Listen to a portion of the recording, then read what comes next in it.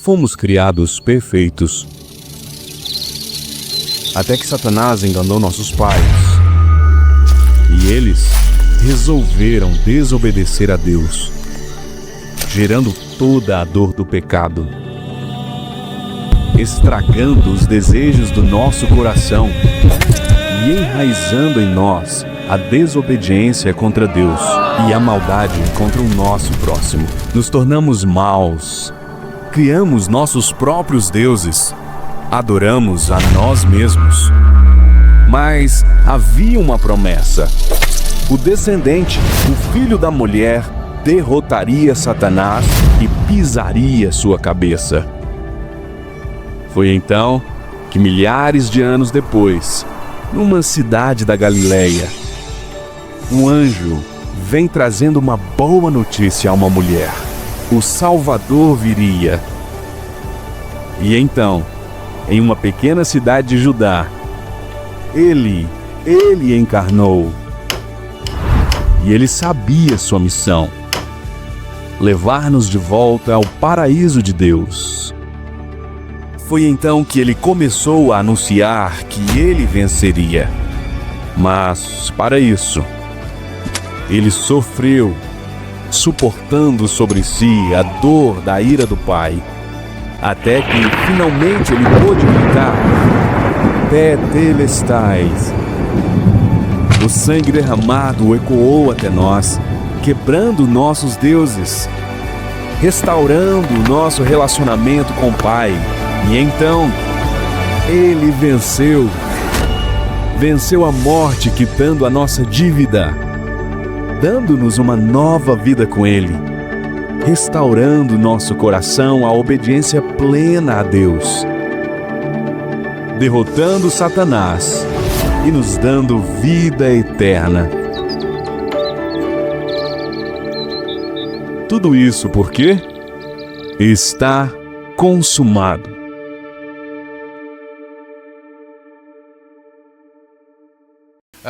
Nós iniciamos essa nova série porque ela é uma introdução para uma série que vem a seguir.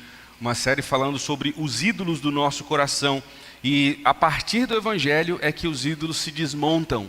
Então nós precisamos criar toda a base do que nós vamos desenvolver. Então daqui até dia 28 de dezembro nós temos a série já organizada, tendo essa primeira série e depois uma segunda série. Hoje, para falar sobre isso, sobre essa ideia, nós vamos entender o texto de Mateus capítulo 1. E por que essa série chama Tetelestai? Tetelestai em grego significa está pago, ou a nossa versão mais antiga vai traduzir como está consumado. Está consumado. O que isso significa? Como custou para Cristo de fato fazer tudo isso? Qual foi o processo para que finalmente Jesus pudesse dizer está consumado, ou Tetelestai, está pago, está pago. E é isso que essa série vai abordar, exatamente como Cristo pagou o preço por nós na cruz, passando por esse processo da sua encarnação, do seu sofrimento e da sua vitória. Como ele morre, como ele nasce, ele morre, mas ele ressuscita, trazendo vitória a nós, e então podendo bradar com muita força, Tetelestai, está consumado. Eu quero convidar você, portanto, a entender comigo isso, nessa primeira mensagem, chamando a nós a olhar para como tudo isso começou, que isso começa com a encarnação de Cristo, o estado de humilhação, onde Ele se encarna, o Deus pleno se tornando um de nós. É absurdo esse negócio. Então é o Deus grandioso que se torna como um de nós. E eu quero convidar você a pensar comigo nisso, a partir do texto de Mateus capítulo 1. Mateus capítulo 1. Então, leia aí, abra comigo esse texto, Mateus capítulo 1. Mateus capítulo 1, nós vamos abordar essa ideia aqui. Mateus capítulo 1, nós vamos ler apenas 2 versículos, né? 2 versículos, apenas o versículo 20 e o 21 para a gente ganhar tempo, mas vamos abordar aqui praticamente todo o capítulo, bem rapidamente, não atentando a detalhes específicos do texto, mas pegando o ponto central do texto aqui. Mateus capítulo 1, versículo 20 e 21. Mateus capítulo 1, verso 20 e 21. Se você encontrou aí, por favor, diga amém. A palavra de Deus diz assim, eu vou ler aqui na Nova Versão Transformadora. Enquanto ele pensava nisso... Opa, peraí, essa versão está diferente. Não, está isso mesmo. Enquanto ele pensava nisso, um anjo do Senhor lhe apareceu em sonho e disse: José, filho de Davi, não tenha medo de receber Maria como esposa, pois a criança dentro dela foi concebida pelo Espírito Santo, e ela terá um filho, e você lhe dará o nome de Jesus, pois ele salvará o seu povo dos seus pecados. Muito bem, que notícia maravilhosa, que coisa magnífica, que coisa mais grandiosa é poder ouvir essa verdade. Eu quero convidar você a colocar o seu coração diante do Senhor, diante dessa verdade anunciada aqui, que Jesus se encarnaria, ou que Jesus de fato se encarnou. Aqui é o pré-anúncio de que isso aconteceria, como isso de fato aconteceu. Vamos orar? Vamos falar com Ele, vamos pedir que Ele conduza a nossa vida, que a gente possa compreender o que Ele quer para nós. Senhor, eu quero pedir que o Senhor fale conosco nesse momento. Deus, abra o nosso coração para ouvir Tua palavra. Nós queremos que a Tua palavra, Deus amado, venha ao encontro de nós, de nossa alma, de nosso espírito, de nosso coração, de nossa mente, de nosso corpo. Que a Tua palavra seja relevante para nós agora. E que de alguma forma, por meio do Teu Espírito Santo, possamos entender o que o Senhor quer de nós. Te agradecemos, Pai. Te louvamos, Pai. Em nome de Jesus. Amém. Amém. Meus amados, eu quero pensar com você nessa série. Eu já falei um pouco daqui. Qual é, de fato, o maior medo da nossa cultura? O que a cultura ela tem como medo? O que a cultura tem como desespero? O que a cultura brasileira tem como desespero? Qual é o maior medo da nossa cultura? Já disse aqui isso outras vezes. Então quero de novo levantar a pesquisa que foi feita aqui alguns anos atrás, para saber se o brasileiro tem medo de morrer, se é isso que ele tem, se ele tem medo de uma doença, ou qual é o maior medo do brasileiro? O que de fato causa pavor no brasileiro? O que causa assim a insônia? E olha só o que essa pesquisa ela levanta para nós. Ela tem como título exatamente esse: a verdadeira morte. E aí o que ela traz para a gente? Ele diz: o brasileiro não teme morrer, ele não tem medo disso. Principalmente, o seu principal pavor é o quê? Perder a independência. É perder a independência. Então qual é o medo do brasileiro? Ficar dependente de alguém. Ele tem medo de ter que alguém dar banho nele. Ele tem medo de que alguém tem que cuidar dele. Ele não tem medo de morrer. Ele tem medo de ficar dependente. E é interessante porque essa pesquisa ela foi feita em algumas faixas etárias. Então ele vem aqui, né? O maior medo do brasileiro, obviamente, não é a morte, ou nem mesmo a velhice. Mas um brasileiro tem pavor de tornar-se independente, seja física, seja mental, seja emocionalmente ou financeiramente. O que o brasileiro teme é tornar dependente. E aí observe, essa faixa etária aí, dos 16 aos 24 anos, 71% não tem nenhum medo da morte. E aí você vai lá para baixo, os de 80 anos, 87% não tem nenhum medo da morte. Mas quando a gente vai para a dinâmica de saber se eles realmente têm medo de ficar dependente, aí a situação muda completamente. Muda completamente, porque eles passam a exatamente ter muito mais medo de ficar dependente do que qualquer outra coisa. Observe, o medo do brasileiro não é esse. E aí olha só, os mais novos têm mais medo ainda. Mais desespero ainda de ficar dependente. Então 84% dos mais de 2.000 entrevistados têm medo disso. Essa foi uma pesquisa lançada há alguns anos atrás e foi feita com quase 3.000 pessoas. Observe como nós temos medo, porque na realidade a gente quer ser independente. Nós queremos fazer as coisas a partir de nós. Inclusive no nosso hino, né, nacional, a gente vai cantando sobre as independências do Brasil.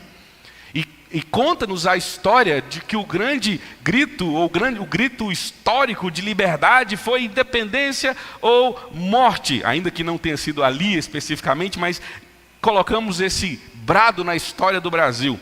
O que nós não entendemos é que independência ou morte, à luz da Escritura, não existe. Porque independência é morte. Quando nós tentamos viver a vida de forma independente, nós morremos. E aí a gente quer ser independente em todas as áreas da vida. A gente quer ser independente financeiramente, é por isso que a gente educa os nossos filhos e filhas para serem independentes. Meninas, sejam independentes do seu marido, sejam independentes na sua vida, não dependam de ninguém. Maridos, não dependam de ninguém. E aí nós vamos ensinando essa ideia da independência. O grande problema é que essa dinâmica também vai para a salvação. E a gente também quer ser independente na salvação. Ainda que a gente saiba que nós temos pecados, há alguma falta de compreensão da realidade com relação a quem nós somos diante de Deus de verdade. Então, existem alguns problemas que faz com que a gente queira pagar pelo céu. A falta de entendimento do que é evangelho, como nós somos substituídos, como a nossa obra, a nossa ação é substituída por Jesus, pela obra de Jesus. Há também uma dificuldade de dualidade do que é sagrado, do que é profano, do que é secular e do que é de igreja, o que é coisa de igreja e o que não é, como se a nossa vida fosse muito mais voltada para dinâmicas de culto, e aí o culto é o que Deus gosta, agora o meu trabalho não tem nada a ver com isso. Outro problema é que a gente vem constantemente tendo uma banalização da moral. A gente perde o padrão, e quando a gente perde o padrão, a moral vai embora. Porque agora o problema não é mais o que Deus fala, o problema é o que eu sinto. E aí assim, cada um tem sua verdade e está tudo certo. Isso vai levando, portanto, a uma dificuldade, uma intolerância religiosa constante. Nós temos enfrentado grandes dificuldades com relação à dinâmica do Evangelho, porque as pessoas estão intolerantes, elas não querem ouvir que elas precisam, que elas não conseguem se salvar, que elas precisam de Jesus. Nesse mundo performático, dizer que elas precisam de ajuda é muito complicado, E aí é o ponto, esse é o ponto que essa série tem aqui. As pessoas acham que elas têm condições, mesmo sujas, de pagar pelo céu. Então é muito comum você encontrar crente achando que ele pode entrar no céu por causa de algo que ele fez.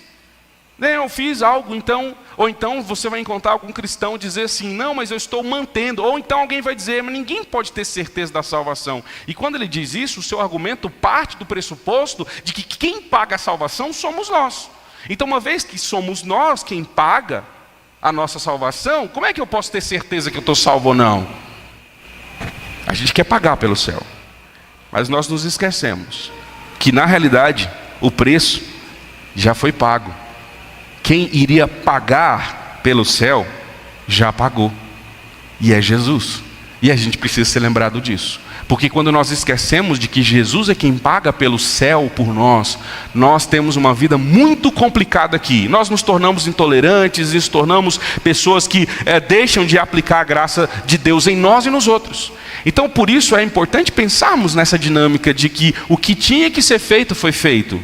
Por isso essa série é exatamente para nos lembrar, está pago, tetelestai, está pago, está pago, está pago. Não temos mais que fazer nada. Essa é a ideia. Hoje você vai aprender a falar grego. Tetelestai. Está pago. Está consumado. Jesus disse isso. Não sou eu que estou dizendo. Ele argumentou. A última palavra dele foi essa. Na cruz. Está pago. Você tem noção disso? A sua salvação está paga. A sua entrada no céu está paga. Agora, como isso tem implicações para nós é que deve mudar. E isso aconteceu, como nós já falamos, partindo da encarnação de Jesus, quando ele vem, quando ele se encarna.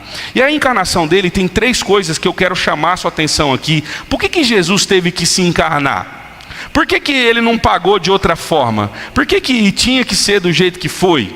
E aí eu quero chamar você, como Mateus ele trabalha todo esse processo. Mateus tem um intuito de mostrar que Jesus, ele veio para nos dar o reino dos céus. Ele é o Messias prometido na Escritura. Por isso você vai ver ele repetidamente dizendo, para que se cumprisse o que foi dito por meio do profeta. Então, se cumpriu, foi pago. É isso que nós percebemos. E aí, 3 coisas para a gente perceber por que Jesus precisava se encarnar. Por que ele tinha que se tornar homem? E a primeira delas está aí nos versículos 1 a 17. Jesus se tornou homem, se encarnou para revelar o plano de Deus. Para revelar o plano de Deus. Eu e você não sabíamos desse plano. Mas Jesus veio exatamente para isso. Não sei se você já se perguntou, está aí no verso 1 a 17. Quando você lê, por exemplo, esse texto, e vamos ler o texto aqui. Esse é aqueles textos que a gente pula. Sabe quando você pula Levíticos, você pula Números, que vai falando, fulano que gerou a ciclano, que gerou aquilo outro. Mas olha como Mateus resolve começar o seu livro. Ele não começa falando que Jesus encarnou. Ele começa fazendo o quê? Ele começa com a linhagem. Ele começa apontando para a genealogia. E por isso ele começa. Esse é o registro dos antepassados de Jesus Cristo, descendente de Davi e de Abraão. E ele continua. Abraão gerou Isaac, Isaac gerou Jacó, Jacó gerou Judá e seus irmãos. E ele continua. Judá gerou a Perez e Zerá, cuja mãe foi Tamar. Perez gerou Esrom, Esrom gerou Rão. E ele diz, Rão gerou Aminadab, Aminadab gerou Naassom, Naassom gerou Salomão, Salomão gerou Boaz, cuja mãe foi Raabe. Boaz gerou Obed, cuja mãe foi Rute. Obed gerou a Jessé, Jessé gerou a Davi, e Davi gerou Salomão, cuja mãe foi Batseba, viúva de Urias. Esse Salomão gerou Roboão, Roboão gerou Abias, Abias gerou Asa, Asa gerou Josafá, Josafá gerou Jeorão, Jeorão gerou Urias.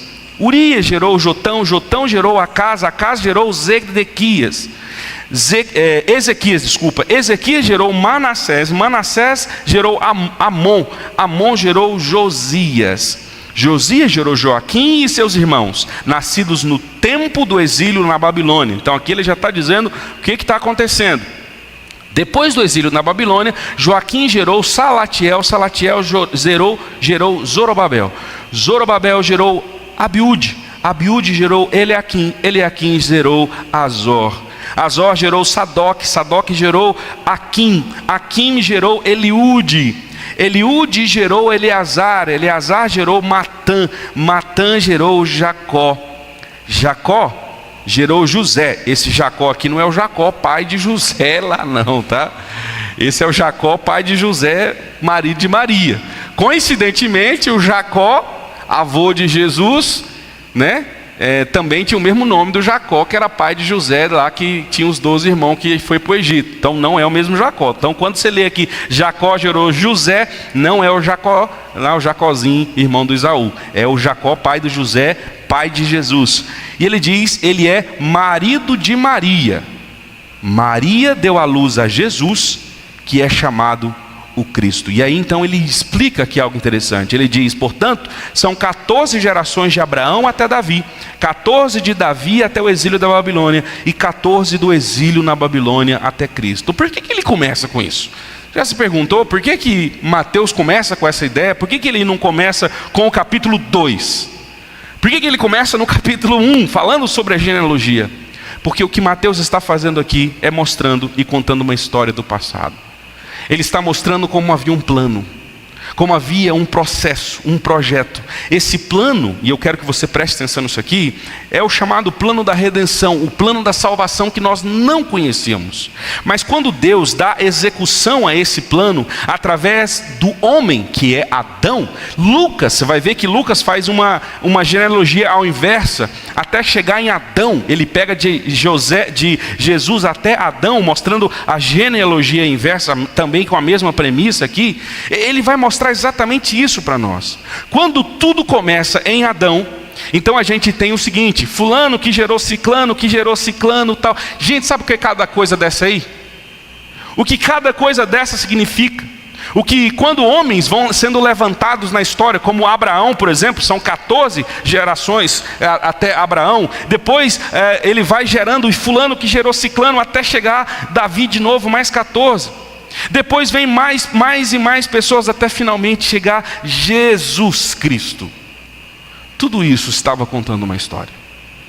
Quando você lê, portanto, lá, que fulano gerou ciclano, quando você lê a importância da geração, do primogênito, a importância de ter um filho, tudo isso tinha a ver com expectativa, tinha a ver com esperança. Qual é essa esperança? Essa esperança parte de Gênesis capítulo 3, verso 15.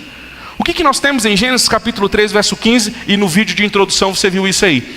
Os nossos pais pecaram, mas ali foi feita uma promessa de que o filho da mulher, o que faria? Ele mataria a serpente. Ele mataria a serpente. E ali há uma promessa. A promessa de que nós teríamos Cristo Jesus. E quando ele diz o filho da mulher, agora passa a ser interessante essa ideia, porque a gente tem duas nações. Nós temos a mulher, que é a parte da promessa, e a mulher, que é a parte do pecado. Então a gente tem Caim e Abel. A gente tem homens, Esaú e Jacó, mostrando que fica essas duas nações vindo, mas há uma geração eleita de Deus. Deus tinha um projeto de trazer o seu filho, um homem como nós, na mesma condição que nós, descendente de nós mesmos, da própria humanidade. Portanto, quando você lê isso, que fulano que gerou ciclano, o que você precisa ler é que Deus está dizendo: eu estou mantendo a minha história. Eu estou mantendo a minha promessa. E quando Jesus vem aqui, nós temos exatamente essa ideia aí acontecendo. Todas as coisas estavam apontando para Ele. Quando nós olhamos hoje para nós, quando nós olhamos para a igreja do Novo Testamento com os apóstolos, nós percebemos que tudo aponta para esse plano da redenção que é feito em Deus. Efésios capítulo 1, versículo 3 em diante, vai dizer que havia um projeto que Jesus nos revelou, algo que ninguém sabia, mas que agora Ele revelou para nós. Nós agora sabemos que há um plano de nos salvar. Há um plano de nos trazer para o relacionamento com Ele. Então a encarnação de Jesus começa contando a história da redenção. A história de que Ele fez tudo isso. Todos esses homens apontavam para Jesus. Então todo o Antigo Testamento apontava para Jesus. Todo o Novo Testamento aponta para Jesus. Hoje o nosso dia, a nossa história continua apontando para Jesus. Porque Ele conta essa história da redenção. Portanto, quando nós lemos as Escrituras, nós precisamos compreender que o ponto central da Bíblia é Jesus. Inclusive eu estou desenvolvendo um material focado no departamento infantil chamado Jornada da Aliança. É um material completamente formado na teologia bíblica, onde Jesus é o centro. Onde ao invés de contar a história de Abraão, a gente vai contar a história de Jesus, por meio de Abraão. Como Jesus é manifestado ali na vida de Abraão. Então, nós vamos chamar você, vamos ter um lançamento ainda esse ano, um chamado de lançamento teste, o conselho já aprovou. Vamos fazer um lançamento teste para contar essa história para o seu filho, mas para que essa história vá para a sua casa também, junto com o devocional que você vai fazer, caminhando para contar essa história, a história da redenção. Porque quando nós olhamos para a Escritura, e começando em Adão, Deus vai apontando de forma gradativa até Jesus. Então ele vai contando pequenas partes dessa história. Jesus, por exemplo, sabe qual foi o evangelho pregado para Adão?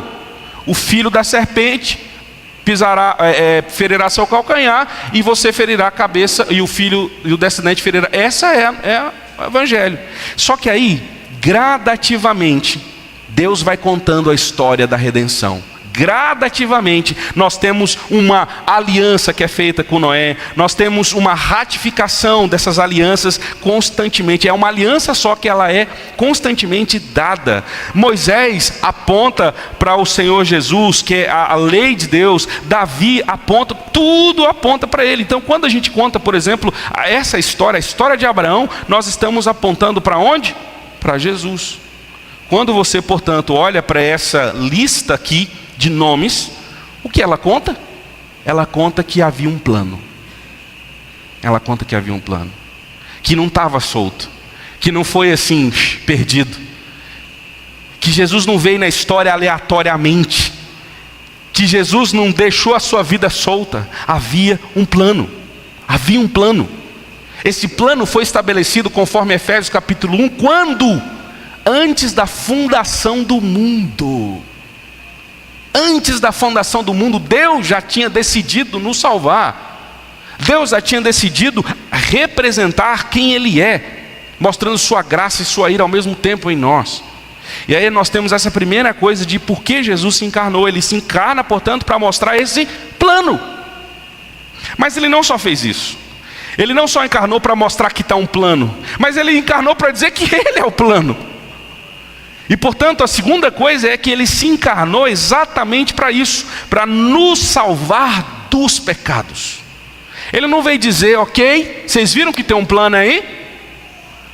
Legal esse plano. Não, Ele vai dizer, o plano sou eu. Eu sou o plano. Eu vim cumprir o projeto que foi estabelecido. Eu vim cumprir tudo isso. Está aí nos versos 18 a 20, observe como a gente tem isso aí acontecendo. Agora o texto volta-se para personagens, e ele diz, foi assim que nasceu Jesus Cristo. Muito bem, observe, ele vai dizer, havia um plano, o plano era trazer o Filho de Deus, foi assim que ele veio. Foi assim que ele veio, foi dessa maneira que ele nasceu, exatamente mostrando para nós que ele veio. Então ele diz, Maria sua mãe estava prometida para se casar com José. Agora observe que é José que faz parte da linhagem de Davi. José faz parte da linhagem de Davi, e por isso é contado aqui dentro dele, ainda que Maria seja a genitora, obviamente, mas o ponto aqui é a aliança feita com José e com Maria, que fazia parte desse processo da aliança de Deus. E ele diz, ela estava prometida antes do casamento, porém ela engravidou pelo poder do Espírito Santo. Percebendo claramente que essa gravidez não foi de qualquer forma, ela estava prometida, então seu noivo, que era um homem justo, olha o que o texto diz, resolveu romper a união em segredo. Ele descobriu que ela estava grávida, e aí obviamente naquele momento ela teria que sofrer consequências gravíssimas de rompimento, de prostituição. Ela havia cometido um pecado grave, mas ele, homem justo, e aqui é interessante, esse é um homem justo. O pai de Jesus aqui, o pai físico, terreno, melhor dizendo, o pai de Jesus, ele é um homem justo, mostrando exatamente e apontando para aquele que seria ainda mais justo do que seu pai, porque nenhum homem justo como José poderia salvar-se a si mesmo. José era um homem justo, mas José precisava de um resgatador, de ser salvo. Então o texto diz que ele quis romper, não queria envergonhá-la com uma separação pública, mostrando a sua justiça. Mas perceba, nem um homem mais justo pode se salvar. Por isso Jesus tinha que se encarnar. E aí enquanto ele pensava nisso, o texto fala, um anjo do Senhor lhe apareceu em sonho e disse, José, filho de Davi. Sabe por que ele fala isso? Por que ele não falou José, filho de Jacó? Ele não era filho de Jacó? O pai dele não chamava Jacó? Por que ele não chegou e falou José, filho de Jacó? Porque aqui o anjo já está apontando para onde? Para a história, para a promessa que havia sido ratificada em Abraão, para a promessa que havia sido ratificada em Davi. Por isso ele chama José, filho da promessa. A ideia é essa, José, filho da promessa, filho da linhagem escolhida. Olha que legal! Você faz parte da linhagem escolhida, e agora eu tenho uma notícia para você, não tema receber a sua esposa, porque a criança dentro dela não foi concebida por ninguém mais, ninguém menos do que o próprio Deus. E por que isso acontece, meus queridos? A criança terá um filho, e você, criança terá um filho não, gente, e ela terá um filho, e ela terá um filho, e lhe dará o nome de Jesus. A sua esposa está grávida do prometido, filho de Davi, filho de Davi, filho de Davi, ele está vindo. E aí, olha só, o nome dele não é José, filho, o nome dele é Jesus. ou Josué, Yeshua. Sabe o que significa isso? Deus salva. Deus salva. Qual é o nome dele? Deus salva. Deus salvará. Por isso, aí ele diz, porque ele se chama... Por que o nome dele é Jesus? Porque ele salvará o seu povo dos seus pecados. Por que o nome dele é Deus salva? Porque ele salvará os homens dos seus pecados. É ele quem salvará você, José. José, filho da linhagem prometida. Eis que finalmente chegará o Cristo prometido. Eis que finalmente chegará a salvação. Ele se encarnou, José. Não sofra, não separe, pelo contrário, se alegre, porque o Filho de Deus está entre vocês. Ele se encarnou. O que está no ventre da sua esposa é o filho da promessa. É o filho da promessa. Ele vem salvar vocês. Por isso ele se encarna. Ele vem salvar vocês. Mas não só isso. Esse processo todo que Mateus faz para mostrar que havia um plano de Deus.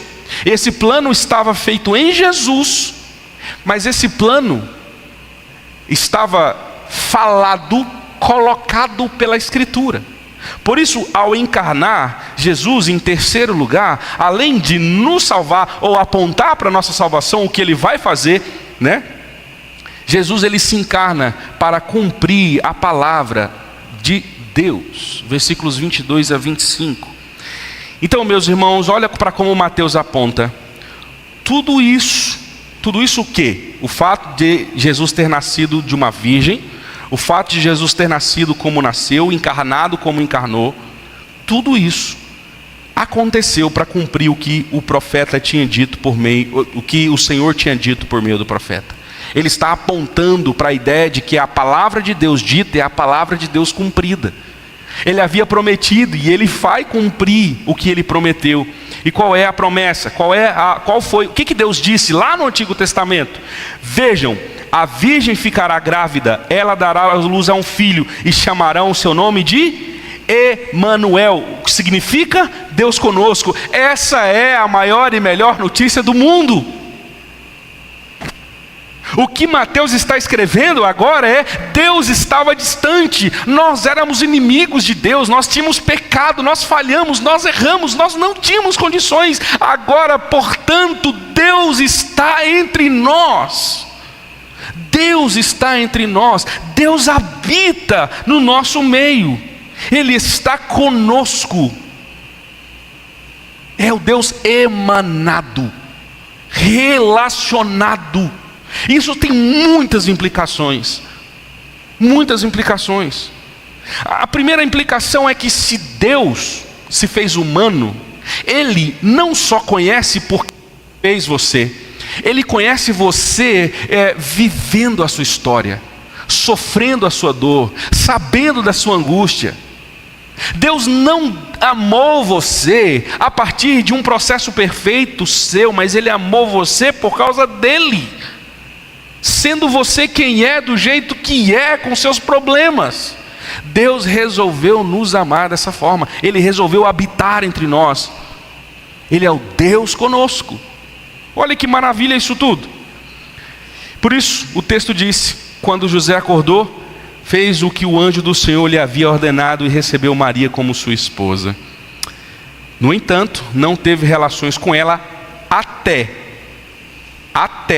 o menino nascer, e lhe deu o nome de Jesus. Por que eu estou ratificando até? Porque para os católicos, para o católico romano, Maria continuou virgem. Não é verdade, nós não cremos dessa forma. Maria teve outros filhos, né? Maria teve outros filhos e o texto está dizendo: eles não tiveram relações até que o menino nascesse. Depois isso aconteceu normalmente, né? Tanto é que Jesus teve irmãos, dos quais alguns foram apóstolos. Essa é a ideia. Dos quais alguns escreveram livros na Escritura. Nós temos pelo menos 2 irmãos de Jesus que escreveram livros no Novo Testamento. Ou seja, aqui nós temos o próprio Deus dizendo: eu cumpri a minha palavra. Eu cumpri a minha palavra. E isso, irmãos, tem que trazer algumas aplicações para o nosso coração. Deus não é aquele que fala e deixa solto. Deus é aquele que conduz a nossa história. Deus é aquele, como diz o Salmo, que tem todos os nossos dias escritos e determinados. Deus sabe todas as coisas que nós vivemos. Se relaciona conosco. Nós cremos nesse Deus que é tão grandioso, que transcende tudo, mas ao mesmo tempo num Deus que se relaciona conosco. E se Ele se relaciona conosco, você pode falar com Ele. A maior graça que essa história conta é que você foi colocado por causa da encarnação, da obra de Cristo, encarnação, morte e ressurreição. Você foi colocado na presença de Deus. Você pode falar com Ele. Paulo diz que por causa de Jesus a gente pode chamar Deus de papai, paizinho, alguém que está próximo. Ele é o meu pai. E eu quero terminar trazendo algumas aplicações ao seu coração, lembrando a gente de algumas coisas. A primeira delas é: descanse no Deus da história. Irmãos, Mateus capítulo 1, principalmente os versículos 1 a 17, eles mostram como Deus conduz a história. Ele mostra que se Deus ele se preocupa com cada semente que nasce, cada pessoa que nasce para cumprir o que Ele tem que fazer, Ele também se preocupa conosco. Descansar no Deus da história é aquietar o nosso coração sabendo que tudo que tem que acontecer na nossa vida vai acontecer. Eu tenho um lema: você nunca está no lugar errado. Nunca está no lugar errado. Você nunca erra, mesmo quando você erra. Vou te explicar essa ideia, essa tese. Funciona assim. Tem pessoas que pensam assim, por exemplo: eu preciso tomar uma decisão, preciso mudar de cidade, escolher uma faculdade. E aí você pensa assim: tá, mas eu quero saber qual é a vontade de Deus. Primeiro, que conversa é essa que Deus escondeu a vontade dele, que a gente tem que descobrir, né? Não tem essa. Já imaginou se Deus ficasse assim, ó, vai lá, qual é a minha vontade? E aí? Tenta descobrir. Tá quase lá. E você fala: é isso. Não. Misericórdia, irmão. Mas não é assim que a gente faz? Vamos tentar descobrir a vontade de Deus. A vontade de Deus está descoberta, filho, na Bíblia. Agora, que vontade de Deus? Se Deus quer que você use a camisa roxa, que você escolha a faculdade, para isso aí é outra coisa. Deixa eu te explicar. Então, observe. Entender o Deus da história tem a ver com o seguinte fato. Aí você fala assim: tá, eu entendi de Deus, e isso é muito subjetivo, senti no coração, sei lá, a gente inventa as coisas que a gente inventa, né? Que só a gente sabe fazer.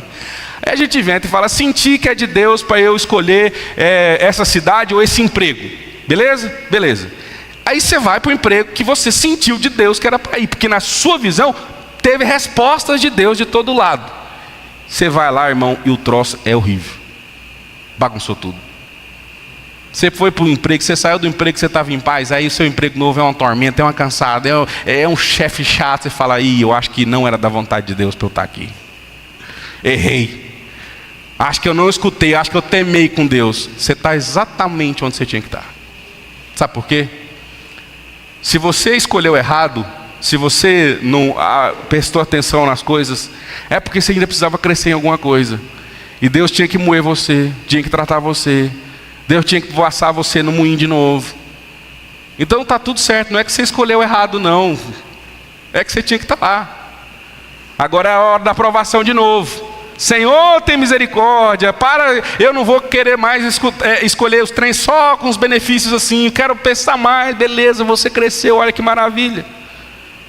Então você nunca está fora da história escrita por Deus para você. Você estará onde tem que estar, do jeito que tem que estar. Se a Bíblia diz que todas as coisas estão debaixo do controle de Deus, irmãos, a gente tem que confiar no Deus da história. Quando a gente lê a genealogia, irmãos, Deus está falando isso. Vocês não acham que assim, tem que ser coincidência demais para esse tanto de gente casar um com o outro, e fulano, blá, blá, blá, blá, blá, até vir Jesus? Não é coincidência, é construção. O Deus que constrói a nossa história. Trabalhe seu ego a partir de Cristo, pois o Filho de Deus se fez homem. Isso sim é humilhação. Paulo fala que o exemplo de humilhação, de abnegação é Jesus. Colossenses vai dizer para nós exatamente isso. Paulo vai dizer para nós o seguinte: ele sendo Deus não usurpou ser igual a Deus, pelo contrário abriu mão disso. Mas nós não podemos abrir mão do nosso maldito ego. E eu já estou preparando você para a série que vem. Ora, Porque nós vamos começar a jogar lanterninha em nós, aí é complicado. Você vai descobrir coisa, você vai ver coisa, meu filho, que você nem imaginava que tinha aí dentro. É terrível quando a Bíblia começa a lançar luz sobre os ídolos do nosso coração, como o nosso ego é grande, como a gente está focado na gente. O problema do nosso casamento é o nosso ego, o problema da igreja é o nosso ego, o problema do seu trabalho é o seu ego, ou o ego do outro também, né? Às vezes o outro também atrapalha, e aí junta os dois egos errados, complicou. Então o ponto é esse: se Jesus abriu mão de quem Ele é, dos direitos dele, por que a gente não pode abrir mão do nosso? Não, mas eu estou no meu direito. É mesmo? E daí? E daí que você está no seu direito? É melhor perder, às vezes, abrir mão do seu direito. Jesus abriu mão do dele. Olhar para a encarnação de Jesus, tem que fazer isso com a gente. Agora também, entregue suas dores a Cristo, porque Ele sabe o que é ser humano. Ele sabe o que é dor. A palavra de Deus diz em Isaías que Ele sabe o que é padecer, Ele sabe o que é sofrer. Você está passando por crise, está doído, está difícil, está pesado, está angustiante. Ele sabe o que é isso. Ele sabe o que é isso. Não há nada que você sofra que Ele não tenha vivenciado ou visto ou sentido. Ele sabe o que é isso. Ele sabe o que é ser frustrado, Ele sabe o que é ser traído, Ele sabe o que é ser ofendido, Ele sabe tudo isso. Ele sabe o que é perder pessoas, o que é a morte, Ele sabe o que é isso, Ele experimentou tudo isso. Então não há lugar melhor para você estar do que diante de Cristo, com as suas dores. Nos dias difíceis, clame, chore, fale com Ele, entregue sua vida diante dEle. Lide com a sua justiça própria, porque se Deus enviou Jesus é porque Ele sabia que você não conseguia. Então lembrar que nós não somos bons nem para entrar no céu e muito menos para ser modelo para os outros. E se nós falhamos, os outros também falham. Lidar com a nossa própria justiça, ser mais misericordioso com os que falham. Eu sei que às vezes a falha enche a paciência. É difícil mesmo, porque às vezes as falhas dos outros nos causam dores. Mas nós temos que ser pacientes. Assim como você está crescendo, os outros também estão. Outra coisa, seu casamento precisa ser vivido a partir do evangelho, do que Jesus fez na cruz. Efésios, e eu sugiro fortemente que você leia Efésios capítulo 5 e 6. Você precisa trabalhar a partir do que Cristo fez. Você precisa ensinar seus filhos a partir do que Cristo fez. Agora, para tudo isso acontecer, você precisa de Jesus. Você precisa receber Jesus como seu único e suficiente Salvador. Você precisa confiar nele. Você precisa vir para Ele. Você precisa de Jesus na sua vida, na sua história. É só Jesus que vai restaurar você. Ele que restaura tudo em você. Ele que restaura tudo.